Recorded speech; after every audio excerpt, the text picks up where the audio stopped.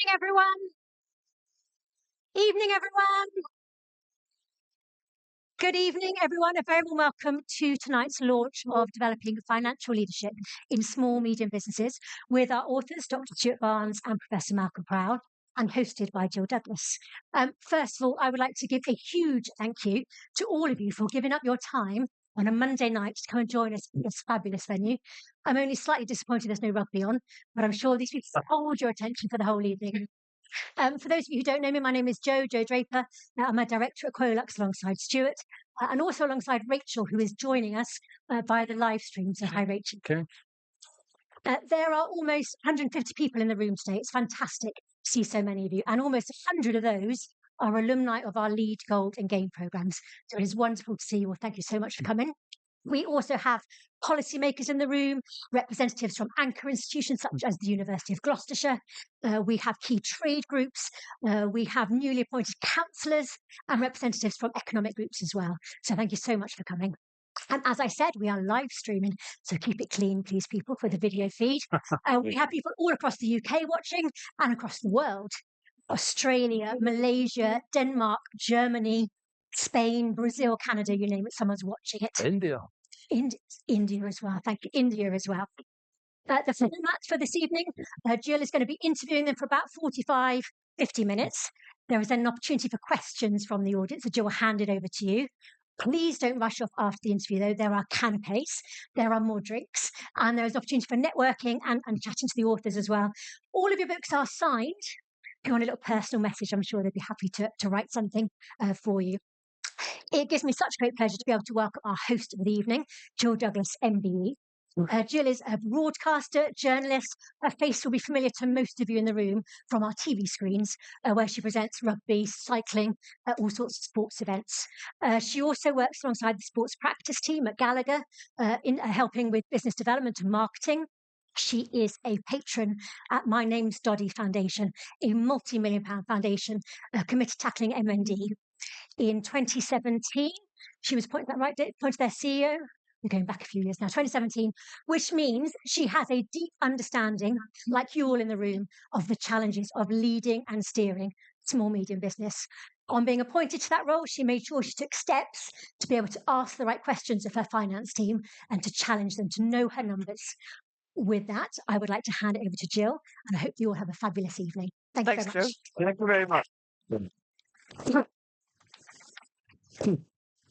Thank you. And it is great to see you all here at the home of Gloucester Rugby. Sadly, we weren't in action at Twickenham at the weekend, but I know we do have some Bath fans in the room.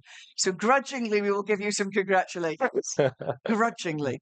And as Joe mentioned, when I was a CEO, I went off to LSE to learn financial management because I found it difficult to ask the right questions of my executive team. And my kids said it was the worst time of their lives because I really struggled with it. But I was all the better for it. And it's really interesting now then that we're talking about developing financial leadership in small, medium businesses. It's my great pleasure to welcome our two authors today. We are going to pick through some of the themes of the book, but just so you're all comfortable, because you're all taking a book home, I won't give away the end.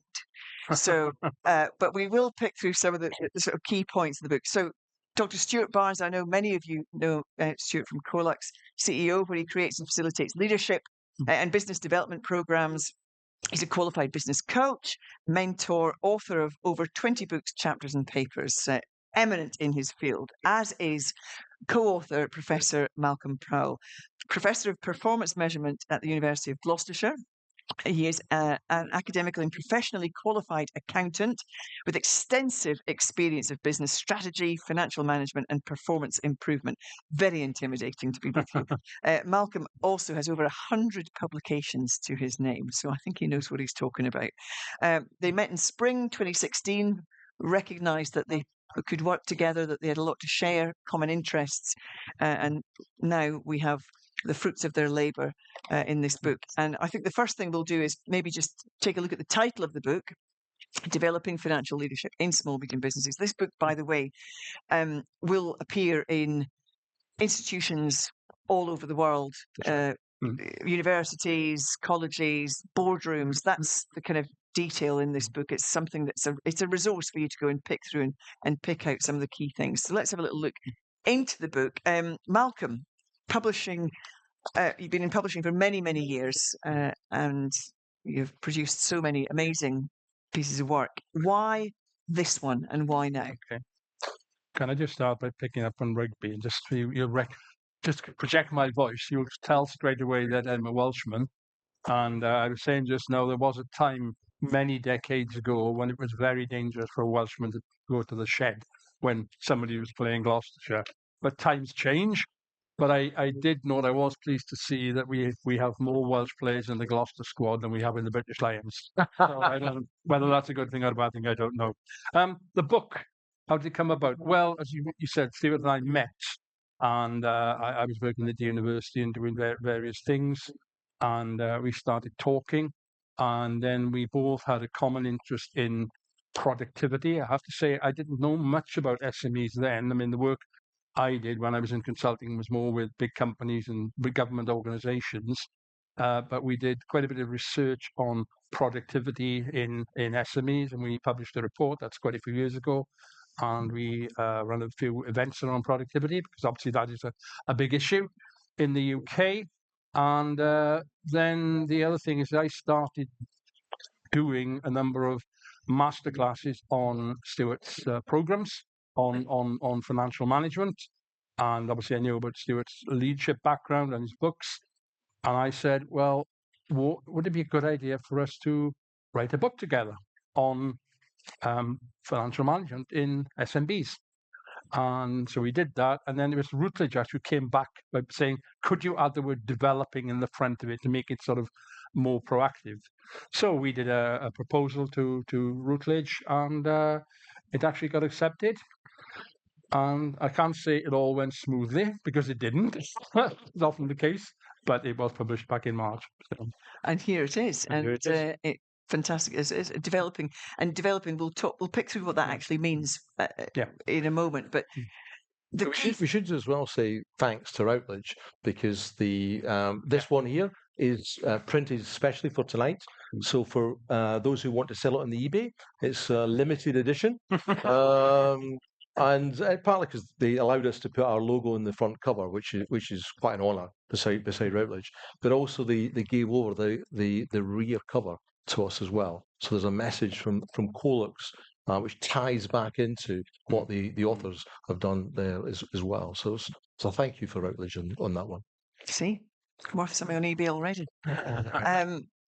Let's talk about small, medium businesses, because we talk about SMEs all the time, and we all know what is meant by SME. What is meant by SMB, small, medium businesses? Yeah, good one. So SMB, small, medium business. I mean, you've all got a copy of the book, so I'll invite you to open it up to page 9. So on page 9, it's like being back at school. Yeah. Have you tested the end? For many in the room, they'll know something that I often say: know your numbers. It's on the back cover, just in case anybody forgets. So let's look at some of the numbers here, Jill. Column 3, total number of businesses. There's 5.5 million companies in the UK. Now, of the 5.5 million, on the left-hand side, first column, you'll see single-person companies who don't employ anybody, including the name single person. There are 4.1 million of those. And micro businesses, so businesses that have got between 1 employee and 9 employees, so less than 10 there, have got 1.1 million. So there's 5.2 million companies there, which is 95% of businesses in the UK are single-person micro. Neither of those look to grow. So single-person companies, the clues in the name, they don't grow. Micros, in the main, what the research says is they don't want to grow either. So therefore, they don't look to employ any more people. So we've created a term, or wanted to bring to people's attention about these small businesses and micro businesses, because if the country is going to do anything about growth, and we have a growth problem in the country, then we believe it's the small and the medium businesses that unlock this.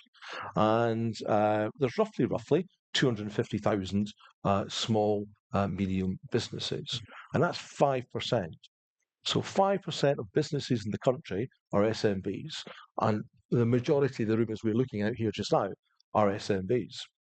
And here's the thing: you pack one big punch. So you go over onto the far right column, you'll look and see 14.9 to 17. So the economic output, the wealth that's generated by the 5% is almost a third, 33%. So 5% of companies in the UK produce 33% of the wealth. And our concern is that people talk about SMEs. So SME is the general title that brings in 99.9%. And our concern is that the 5% is subsumed into that big category, and we can't see them.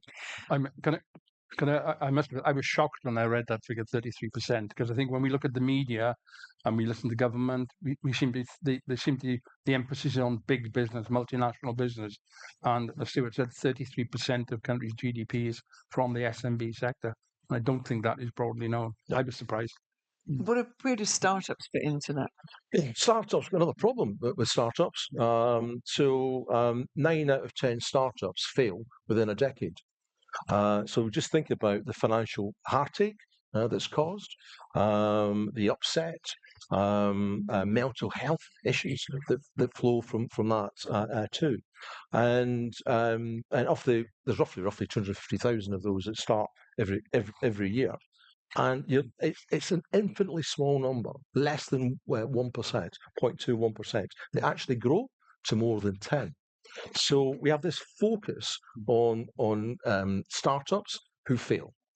We have this focus on single person and organisations that don't grow. We have a focus nationally on micros who don't want to grow. They're really lifestyle businesses. There's a few that do come through, but again, it's fractionally small. So what the data shown, what the research is suggesting is the future lies with small, medium businesses. So unlocking the talent in this room and across the nation, we believe is the key. If I can just add, I don't disagree with anything Stewart said. I think we should say we wouldn't deter anybody from starting a business if they want to do it. That's a good idea. And we want them to succeed. Yeah. And I've run a number of training courses for startups, and from my limited knowledge, they do make some very basic mistakes. There's no surprise they fail. So I think there is potential for improvement, and we wouldn't discourage anybody. But as we say, big amounts are in the SMBs. You can see there that failure is more and more likely. So we wish them the best, but it's going to be difficult. We were saying at the beginning, we're talking to an international audience tonight. The book is for an international audience. This will be sitting in the Harvard Business School, I'm sure, amongst other places. When you look internationally, what we're talking about from a UK through the lens of the UK, is it reflected outside of the UK? Yeah, I mean, the first thing to say, I think, is the book had to have an international focus to be viable. The publishers would want that. They wouldn't want a book purely related to the UK. So it'd have to be relevant to the international. I think I can safely say there's an SME sector in every country in the world. It's going to be a different composition, different size, and you can think of sorts of businesses in Africa, small businesses, people giving people employment. On the other hand, if you go to Europe, you see the Mittelstand sector in Germany, which is what has driven economic growth in Germany over recent decades. It's struggling a little bit now, but it is a substantial sector. So it has application everywhere. There are differences in definition between countries or what constitutes small, medium, and large. I don't really think that matters very much. But at the end of the day, they all require good financial leadership, whatever they are and whatever they're doing. And Mittelstand, Jill, is the German equivalent of SMBs. And that definition is interesting because over in America, a number of employees can go up to 500. So I think their sizing of the definition is useful. In China, they can go up to 3,000, depending on which sector you're looking at. Yeah, scale. So you talk about financial leadership. So define, Malcolm, financial management, financial leadership. Are they the same? They're not the same. Now, I have to say, these are my definitions. Some people might have a slightly different definition, but what I would say, financial management really, I think, is a set of techniques, approaches, systems, or whatever you want to call it, which you can use to make decisions in business. You know, thinking about investment appraisal and activity-based costing and all of these sorts of things. These are very important techniques, and there are newer ones which will come along with AI and these sorts of things. That's financial management. Financial leadership is making sure all of those things are being applied in the company, throughout the company. It's putting it into. I'll give you an example. Some years ago, I was involved in a project where we're looking at SMEs then, and I mean there are techniques for investment appraisal, but very few of them are using them. Very few. So it's about getting financial knowledge and financial activities throughout the organisation. And we'll talk more on that because it's absolutely vital and key to what we're talking about this evening. Stewart, we've talked about SMBs, we've talked about financial leadership, but publishers are very keen on the word developing here because that's exactly what you're trying to do through the book. It's to develop this financial leadership. And developing in the book suggests that this can be learned, and we know from our history in QuoLux that leadership can be learned. So we've got 15 years of doing this kind of stuff, and financial leadership is a key aspect here of leadership, and a key aspect within small medium businesses. So to get to a higher level of success in a small medium business, our contention is you really need financial leadership. So let's dive a little bit deeper into what that leadership might lead to. We talked about this, Malcolm, earlier about the use of the word strategy, and it's such an important piece to talk about, but at the same time it can be misused. But the need for effective and sustainable business strategies, particularly in this sector. What do you, in your mind, what are business strategies? Okay. If you remember, you said to me, strategy is a misused word, and I said it's one of the most misused words in the English language. And at one time I used to say the only people who ever use the word strategy are academics and management consultants. Now, I happen to have been both, so I'm guilty. But having said that, it is very important to have a strategy and a workable strategy. The reality is we live in a world where the future is uncertain, and we're very uncertain at the moment, and the pace of change seems to be quickening. You know, things are recurring faster. In fact, think about AI and all these sorts of things happening as well. Companies have to operate in a competitive environment. So the strategy is all about, but in simple terms, thinking about how we're going to survive and thrive in that changing environment. What are we going to do? And when we say what are we going to do, it could be things like new products or services, new markets, new ways of producing things, new methods of distribution. All of these sorts of things form a strategy. Now, the key thing is to have that in a systematic manner. Companies often produce a written strategy, and that's absolutely fine, but we've got to be certain that the written document makes sense. It's not just what the Americans talk about, motherhood and apple pie. You know, it actually has substantial things in there. So that is really what I think strategy is about, is having a longer term plan. And what do I mean by longer term? Maybe 2, 3, 4, 5. If you take something like water companies, you know, they have to look ahead 20 years because of changes in demand. But we're looking at multi-years, and we're trying to develop a plan for the business, which is not necessarily more of the same. It can be different things, and that's going to help the business survive and thrive. And we might talk more about how we can set about doing that. And I think the key thing tonight is you take something away that is meaningful to you, and you will all go back and think about it afterwards.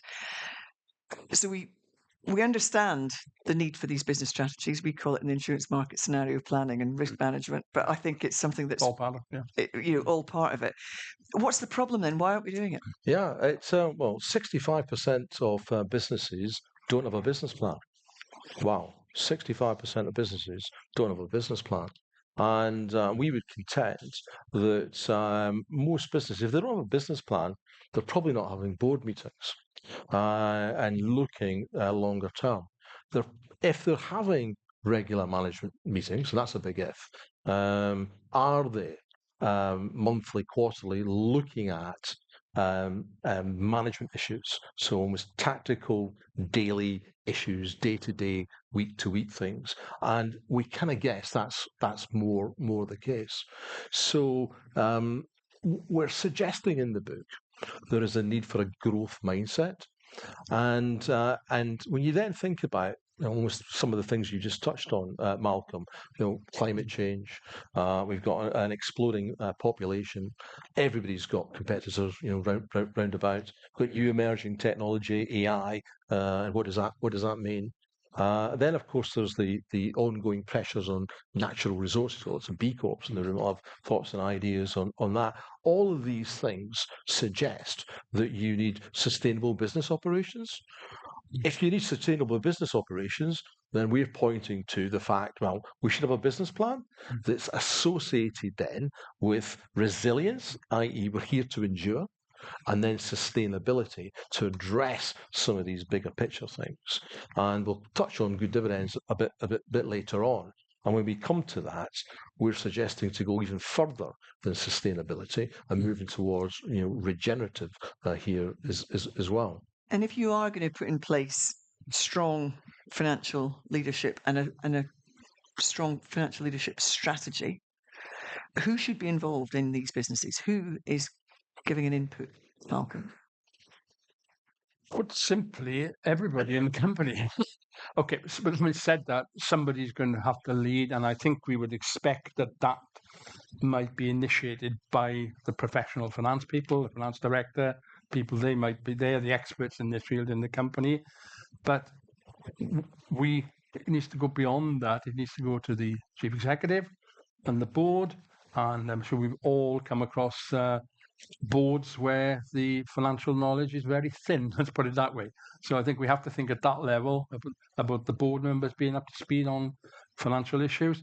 That could be cascaded through to senior managers in the company, ultimately to the workplace as well, the production workers as well, who often have a good idea or a better idea than the managers about how we might improve things, how we might reduce costs, all these sorts of things. Yeah, and you're talking about financial planning, and with financial planning, a financial framework, and ultimately building into a financial plan that should be part of a business plan. And Malcolm's absolutely right. That can't just be vested in the financial department. So the chief exec, the MD, and the others, that sort of senior level, need to have an appreciation of that too. And you touched on it there, both of you, on governance and boards and having these regular meetings with the right intelligence in the room, asking the right questions, challenging the executive team in the right way. And having the right agenda. Having the right agenda. So regular meetings, right agenda. You want a business plan, it's at least 3-5 years long. We've got some in the room that's 10-year business plans, just because of the horizons that they're on, and then they need updating, regularly. They need reviewing regularly as well, and then the information outside of that being cascaded down into the departments as well. So we'll come on to increasing financial literacy and the coaching and the mentoring that's needed really by the financial department. I want to pick up on something you just mentioned very briefly, throwaway before, which was B Corp. Yeah. And I know we've got some in the room here. It's a growth area. It's important, of course it is. What in the book, is there any messaging around that? There's messages here for B Corps and for organisations that are considering being a B Corp, as well as obviously Just to very briefly explain what we mean as well by B Corp. Yeah, it's a special term of a business that goes beyond finance. So businesses are set up to make profit. B Corps and purpose-led organisations are there to improve people, planet, and profit. So we're looking at 3 Ps, and I would throw a 4th one in: purpose there as well. So and also B Corps are encouraged to actually change their memorandums of association. So we've actually QuoLux is a B Corp, and proud to be one. As well. So we've actually changed our legal status as well. So it involves everybody in key decisions that goes on in the organisation. It's going to be quite profound there. I was also on the board of Plucker Herbs back in 2015, and we were one of the first in the country to become a B Corp there.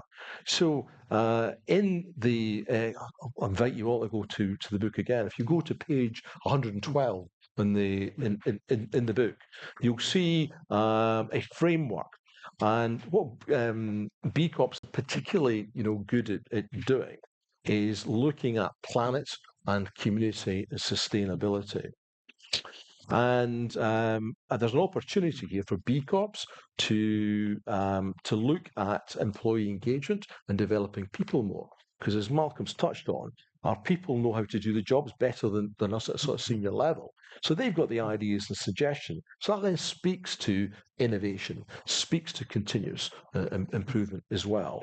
And also, they'll understand the operations better, so you can look to take waste out of the organisation, make it more green, make it more sustainable there as well, and then improve the operation, its customer service to improve then the reputation, the brand in the eyes of the customer. And if you're doing all of that, the research is then showing you're making more money. So the latest research on B Corps is they're growing quicker and making more money, doing that. And we see that with the lead delegates. So one of the banners you see there behind, you see an average growth of 42% in turnover, an average growth of 197% in profits. So they're growing their bottom lines 5 times quicker than the top, but 42% versus a flatline UK just now. Wow. So these are purpose-led organisations who are looking at people, planet, profit, are outperforming the market. So chapter 7 in the book talks about good dividends. It talks about donut economics as well. It talks about the triple bottom line. So there's frameworks there other than good dividends that organisations can use. The other thing with B Corps they're particularly good at doing is aligning with the Sustainable Development Goals. So the United Nations SDGs, Sustainable Development Goals, are the 17 grand challenges that the world faces, countries face, and by extension, companies face. And they actually appear locally too. So we've got homelessness here, we have poverty here, we have climate change here, we have bad engagement in the UK. 9 out of 10 employees are disengaged. So we can't just leave these things for the government. So we're suggesting in the book that SMBs, B Corps can step forward and play their part in this as well. Yeah, I just wanted to add one thing about when you asked about Stewart and I worked together. At the same time Stewart was doing this, about 5 years ago, I got started to get very interested in climate change. I wasn't like King Charles or David Attenborough, but I was relatively, a forgiven sinner. I started to get interested in it. And I published a couple of books on the topic. And what I was interested in was, the financial impact on companies of climate change mitigation and adaptation. Now, mitigation is doing things to stop climate change. And what I was pointing out is that, that's a good thing to do, but potentially there's cost savings for the company as well, if you put it in energy conservation. The adaptation side, dealing with the impacts of climate change, is a bit more scary. We're looking at potentially big numbers there, the costs involved, and how these are going to be financed by companies. At the same time, Stewart was getting involved in good dividends, triple bottom line, all of those sort of things. So we got going on a parallel path. It's worthwhile saying, Jill, that on good dividends, everybody here can go onto the QuoLux website or go on the gooddividends.com website and look at the Sustainable Development Goals Configurator, SDG Configurator. It's free. So Good Dividends was developed by a gentleman called Professor Steve Kempster. It's live on the stream, and we're being proud. We've worked with Steve since 2016 to bring Good Dividends to the world. Now, the configurator is our gift to the world. So every business can go on and put their details in. It's private to you.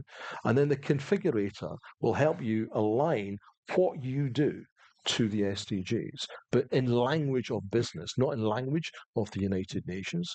More than that, it can help you then see which are the priority SDGs, help you then to pull out which targets are there. And in the targets, you've actually got some of the key actions and points that businesses can then bring into their business plan.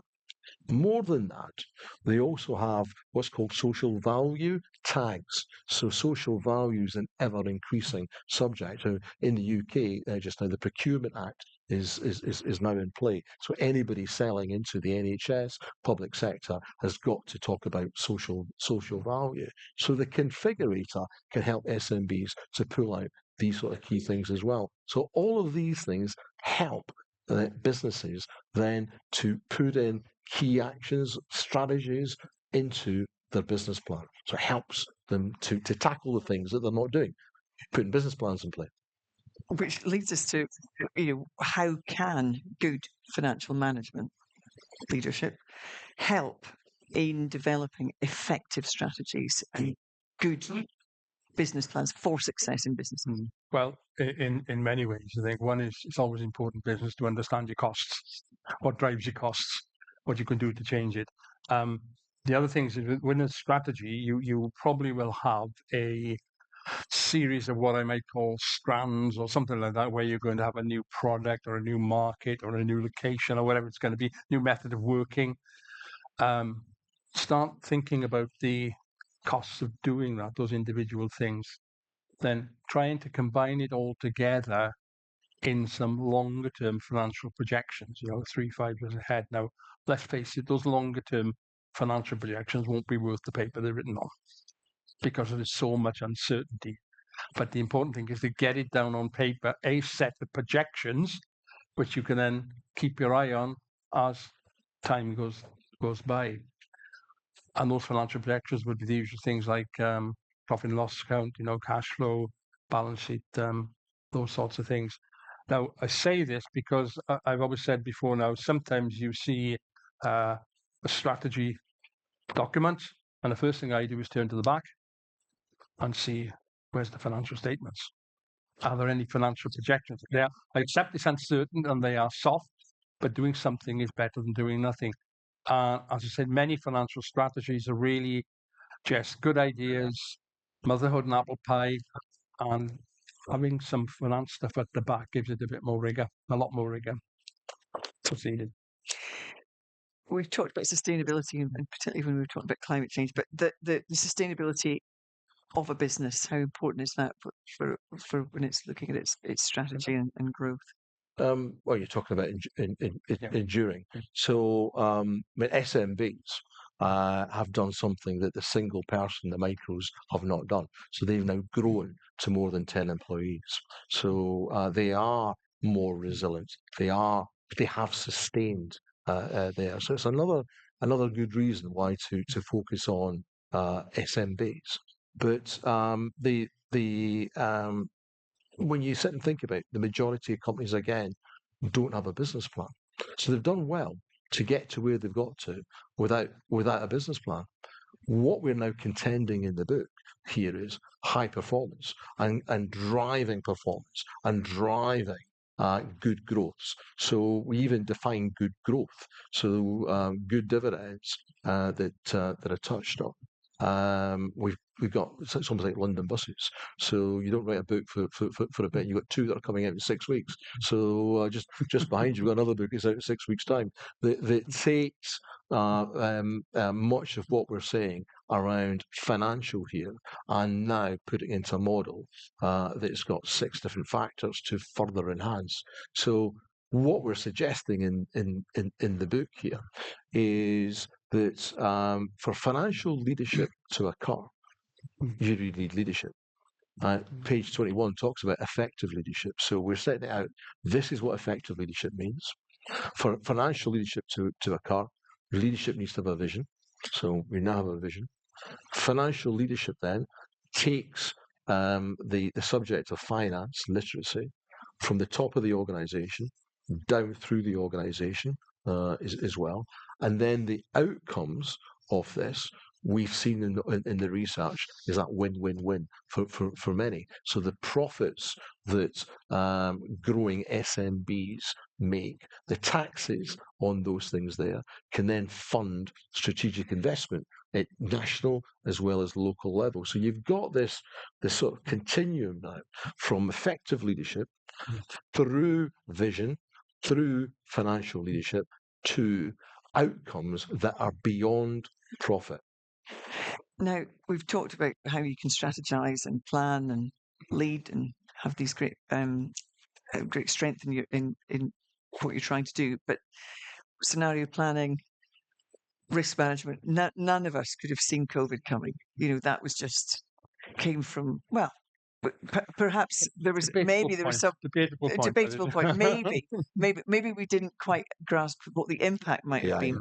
What do you think the impact has been and the effect it's had on the number of firms? Yeah, it's interesting. There's a couple in the room. They're smiling about that COVID point because they were actually bringing it into board meetings that I was in as well. They were talking about COVID, but there's 500,000 less single-person businesses. Say that again. How long? 500,000, 500,000 less single-person businesses. So they're disappearing there. Now, whether it's a trend, we don't yet know. And now, is that because that in a high inflationary world, it's safer inside a company? Jobs are that little bit more protected. And they've seen since COVID, when you're not working, you don't get paid, but you do get paid, when you're inside in employment. The other thing, of course, from COVID is working from home, so hybrid working, and everybody in the room's faced that. Some in the room have gone back, to work, but most have got a sort of hybrid model.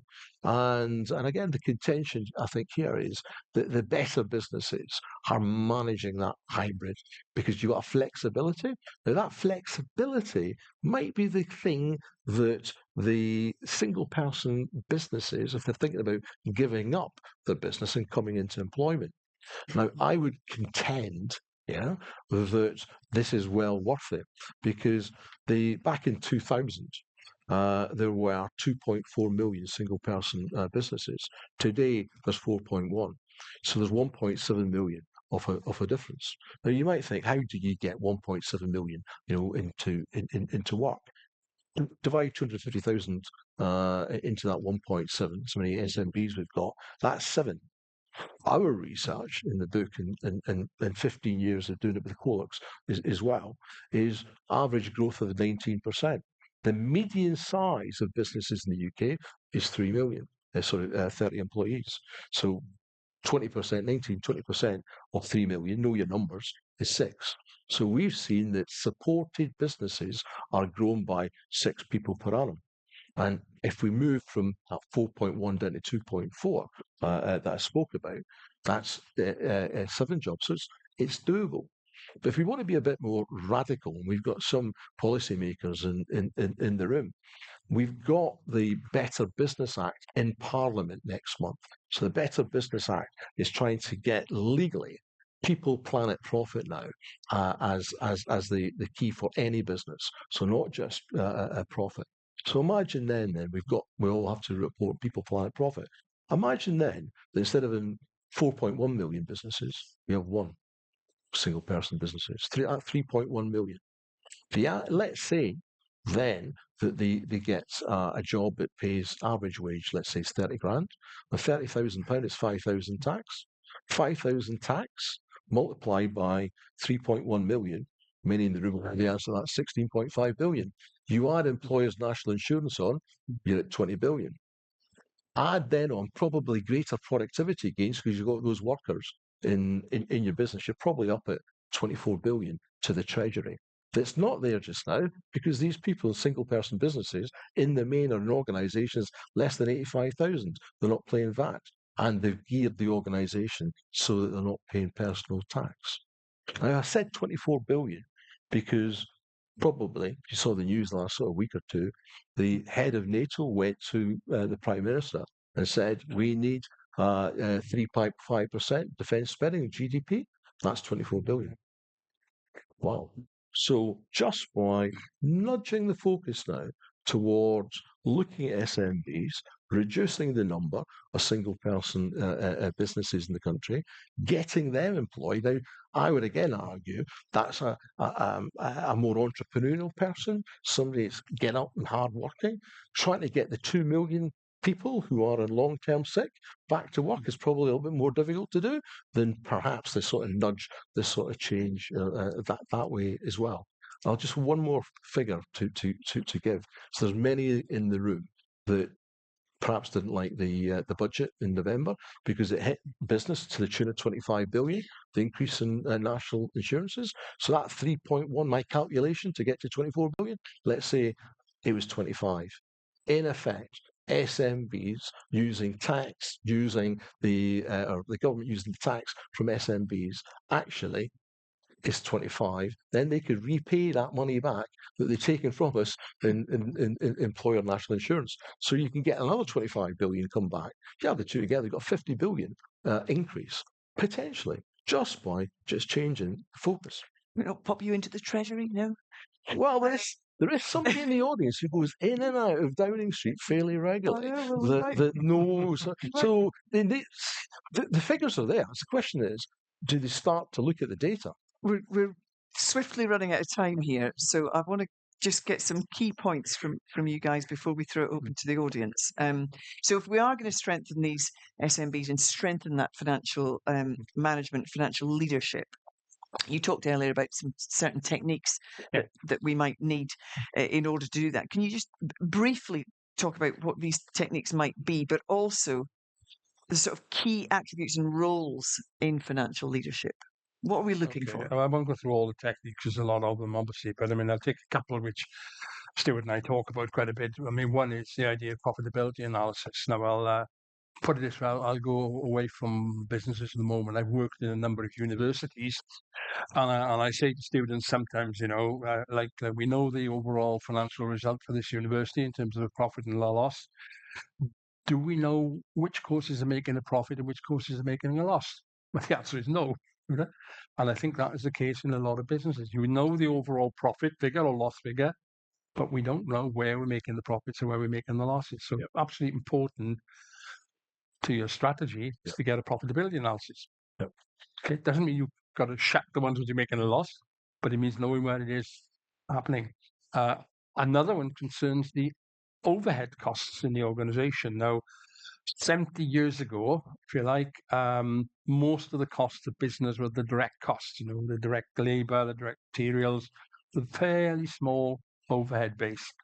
Today, in the modern world, where we've got quality control, human resources, IT, sustainability, all of these functions are overhead costs, and that has pushed up the overhead burden on companies. Now, activity-based costing is when the overhead costs were low, you didn't need to worry about them. It's very important. Now they're big. You need to think, who is incurring these overhead costs? Which product? Which activity? So it's all about working out where the overhead costs are going and what you're getting for them. Investment appraisal, another one of the various techniques. About if you want to make big capital investments, then there are various techniques for looking about which are the best ones to do and what sort of return will they make you. I can't remember the second part. The attributes then, so in order to deliver on the techniques. The attributes are for people, particularly at, I guess, the board and the managerial level, to have an understanding of why these things are important and what you have to do to get the information and the limitations of them, of course, because they're not always completely perfect accuracy. So those, I think, are the main things. We'll bring it into SMBs then.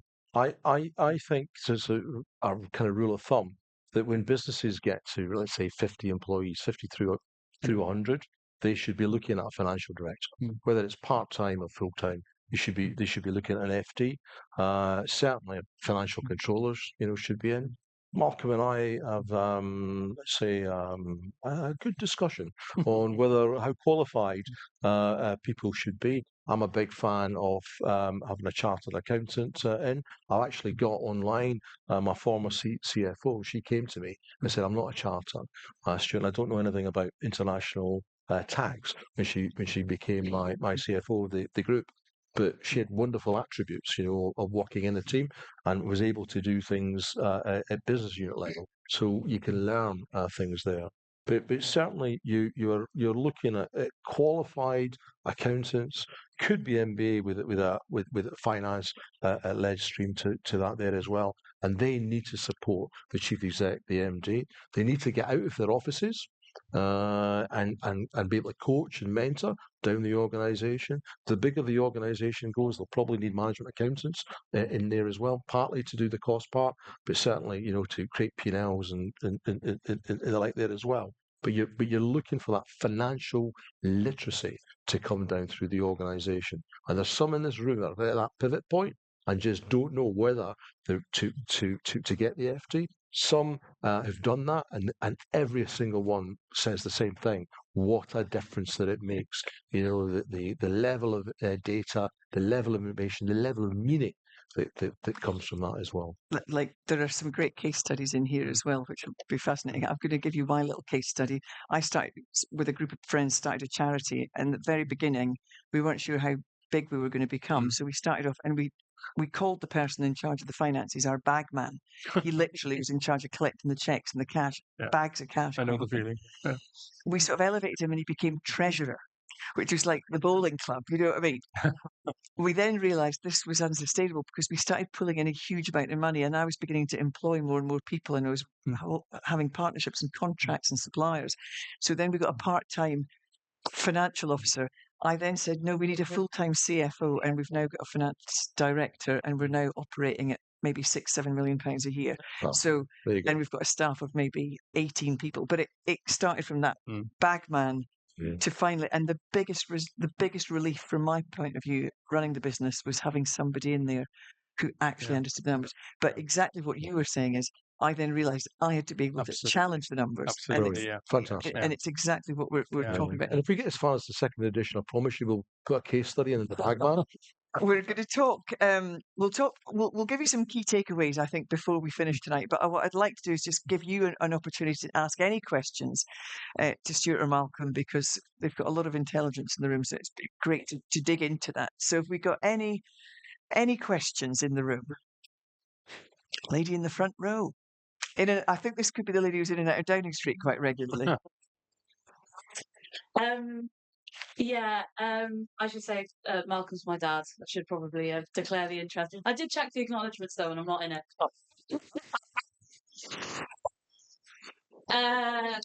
So for work, I work a lot with government on good growth. I spotted it on your banner there, and how economic growth can be felt in communities in a way that it probably hasn't been for a long time, partly because we haven't had any, but even when we have, how it hasn't necessarily filtered down. You talked a little bit about this already, but I'd be quite interested in your thoughts on how businesses can help with that and how SMBs can help with that.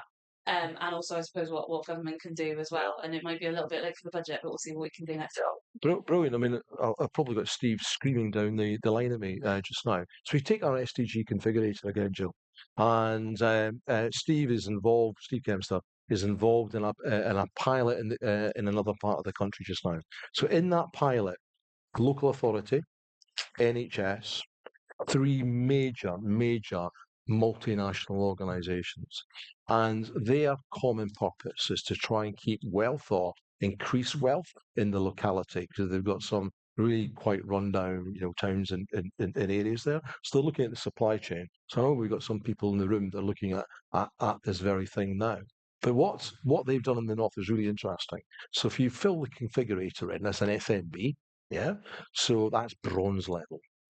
Silver level is then taking that and taking the pointers from that and put them into a business plan. So you've now got a business plan you can show people. Then at the gold level is the SMBs now connecting with charities on the same SDGs, because everybody in the room gets blasted regularly, by, can you work with this charity? Can you work with that charity? And the charities in the room, there's a few as well. The last thing they want is Charity of the Year. So here's a chance to work strategically Yeah. So we now take good growth and look at it strategically, and what are the things that matter to us in our locality, and then do something with that, and then they can evidence it. Then this is where the big organisations come in, the anchors. Then because guess what organisations the anchors want to have in the supply chain, which is the ones that gold qualified. So we started to get this, with some of the work that's been done with like a charter. That's a good start. I'm suggesting it can go an awful lot further and actually have something there as well. So there's examples of it now happening. And the book, it's coming the 1st of August. One of the things that we're looking to do is actually launch that in London, round the corner from Houses of Parliament, because Steve works with Lancaster University Management School. They own the Work Foundation, and they are connected in with ministers. So they're trying to take that argument, right to the ministers. And in that book, we've got 18 case studies, and they are named. Some of the case studies are actually here in the room as well. We couldn't name the companies because it's really fine financial detail, confidential detail. So we've anonymised them there. So there's a couple in the room who actually is case studies. You've nothing to add there, Malcolm, to your I daughter's found it question. conflict. Do we have any more questions? Any question? There's a question here. Excellent. Yeah. You've got at the back of the book here about you can't do this on your own and to build a senior leadership team and a performance culture. What do you mean by performance culture in this setting? Are you looking at me? Gotcha. Yeah. As you know, a person in an SMB at the top cannot do it. So you've got to have a senior leadership team round about. I'm a particular advocate of having good functional heads. So operations, sales, marketing, finance, IT, whatever you've got there. But they need to come together with a common set of values. So I'm very much in that, and I know you are as well, that value-led piece. But then we come together, and where do we want to take this organisation? What is the vision for the future? And also, what is our purpose, our North Star?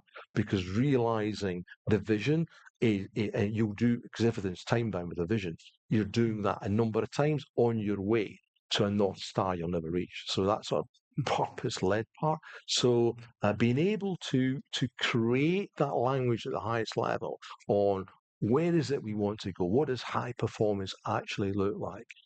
Bring our values in there as well, and then bring that down through the organisation and bring it down into behaviours, and then take it through the different elements. So even through appraisals and one-to-ones and various kind of metrics as well. That's what we're suggesting. Can I add one thing? Be clear about what you want the performance to be. What is the performance? Stewart's talked about the triple bottom lines. Profit is obviously the traditional one, but then you've got other things like sustainability, environmental sorts of things. So be clear about that. Do you want to grow or not? A lot of people don't want to grow. They're quite happy where they are. So just be kind of, lots of things it could be, but be clear about what the performance metrics are. Yeah, and I would look at world-class metrics as well. So there's a couple in the room we were talking with the other day there about churn, so retention, and 0.9. So 99.1 is world class just now in retention. The average churn rate in the UK is 35. So the opposite way, retention 65 average. World class is 99.1. So do you know where you are? If not, you should do. Then right, where are we now? Where do we want to get to? And over what kind of time period? And you can take any metric, for that. We've got some really good organisations in the room who measure GP per hour.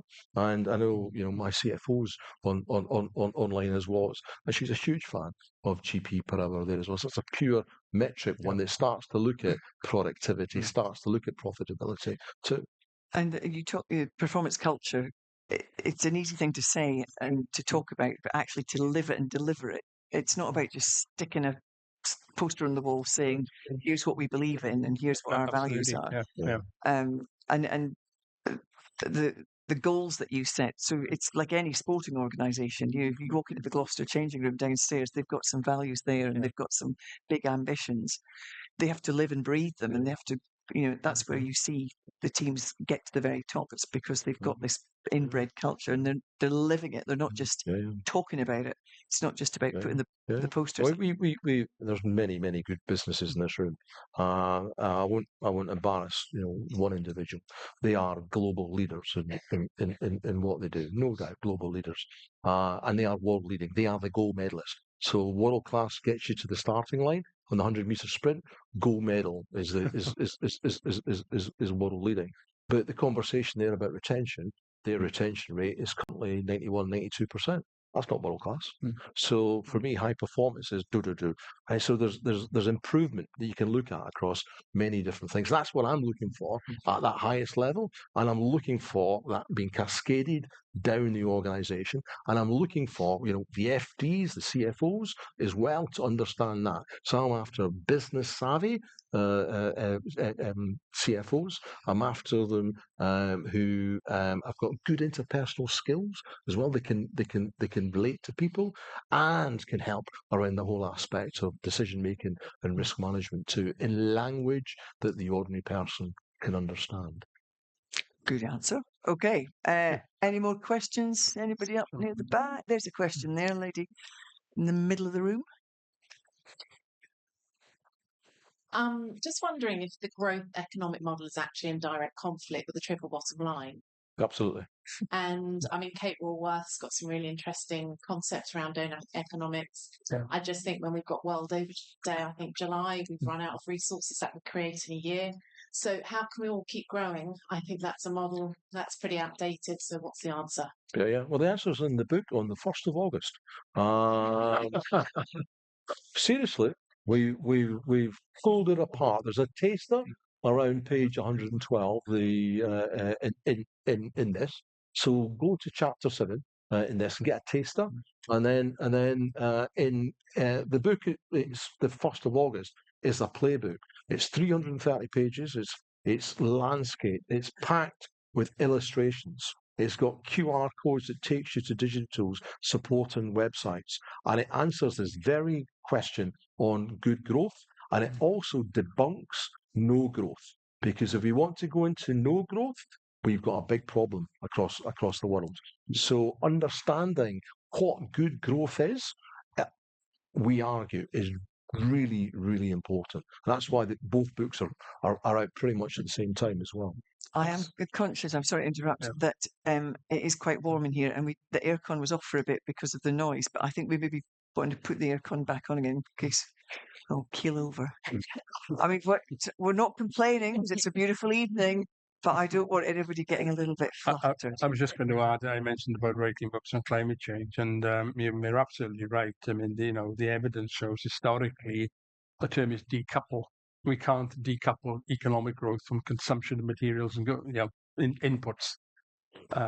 If we grow, we use more inputs, and that's the problem. And I think you touched on donut economics. Is that the one you mentioned? Yeah. Yeah. Okay. I looked. There's a number of these alternative economic models. If I'm honest, the problem is I can't see any of them being politically acceptable. Yeah. There is something that's that we all can start to consider, and that's the role of anchor institutions. So I think one of the steps forward needs to identify ambitious anchor institutions, and they are not just the ones that have always been here, the universities and the NHS, etc. As important as they are, deep-rooted contacts in the community, what the research is also pointing to is who does SMBs trust? The leaders in SMBs, who do they trust? And they trust accountants and solicitors. Now, the problem with accountants and solicitors will be that your people are in doing the event, the interaction that's needed. And it's then difficult then to have a more strategic conversation. So we've got some very senior people in the room. And I would contend this question of good growth here as well How do we now start to think beyond the silo, beyond the profit, and then move a bit further? So anchor institutions I see as nodes, and a node that can communicate. And we were talking earlier in the room with some people. How could that work? Well, simple signposts. So that can be measured. How can one anchor sign to others what's going on here as well? And we can start with them linking in with the SMBs, because it's the SMBs who are going to do more. So the controversial part then is anchors linking with SMBs as opposed to the startups, the micros, and the single person bands there as well. Before we go, because we're going to, there are loads of chances to come and talk to our wonderful authors as we share a drink and some canopies after we finish. But just very briefly, Malcolm, we've got an amazing audience here tonight. To bring together so many CEOs, MDs from really fantastic Gloucestershire and wider companies is very impressive. As a little takeaway for them, bearing in mind we've been talking about developing financial leadership in small, medium businesses, what would the next steps be for some of the people in the room? I think we have to start with personal development. How happy are you with your own personal development? Do you need to develop yourself? The next one, I think, would then be to think about your next tier down, your senior managers, that sort of stuff. And do they need sort of development with financials? Because I mentioned earlier on about quite often you get boards where, most of the directors don't have any financial knowledge skills at all. So you get your senior managers on board, and then cascading that down so that your grassroots employees are aware of these things as well. Well said. I mean, 65% of British leaders get no training. 59% of their people have no training. Yet British business leaders say people are our greatest asset. Really, we're not training and development, and the average spend in the UK is less than half of Germany there as well. So any wonder that Germany is a bit more productive. So it's a point well made. I think, and you would argue there's evidence the training delivers. Oh, there you go. Yeah, I've dealt with a lot of people and they say, "Oh, if I buy training, what will I get out of it?" Wow. For those who've never worked with us, speak to some of the people who do. On the badges, you'll see legal gain, and they're the face of it. And I mean, I literally tip my hat off to everybody who's done this, because they're stepping out of their comfort zone into something, and they are challenging themselves. They're challenging their organisation, and without exception, everybody's a better individual. Everybody's a better organisation, from that as well. Well, listen, you're all going to take a book away and you can dive into it. I mean, it's the kind of book where there'll be something comes up in your boardroom or in your senior team meetings, and you'll be able to dive into the book and hopefully take some insight. Spent a lot of time on the index. Stewart did. The index, Stuart's got the index in his mind.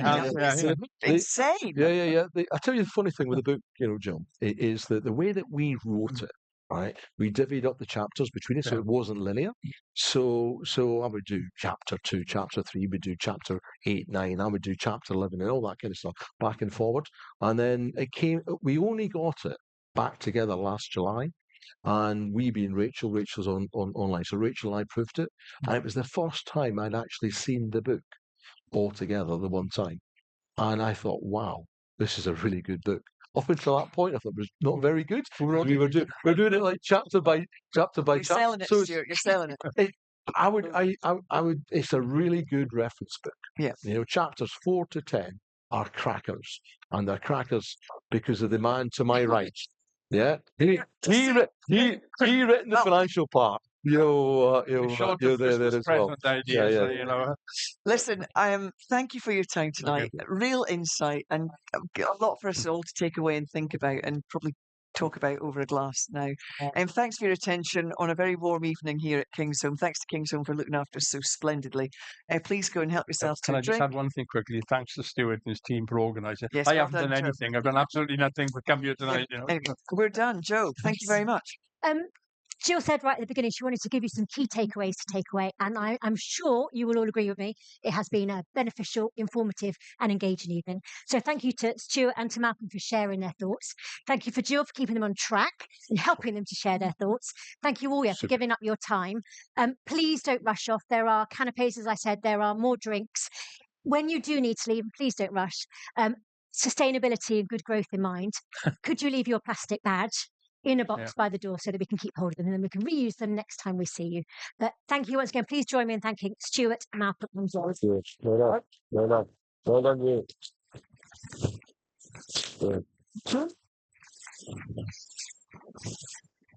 Right. I don't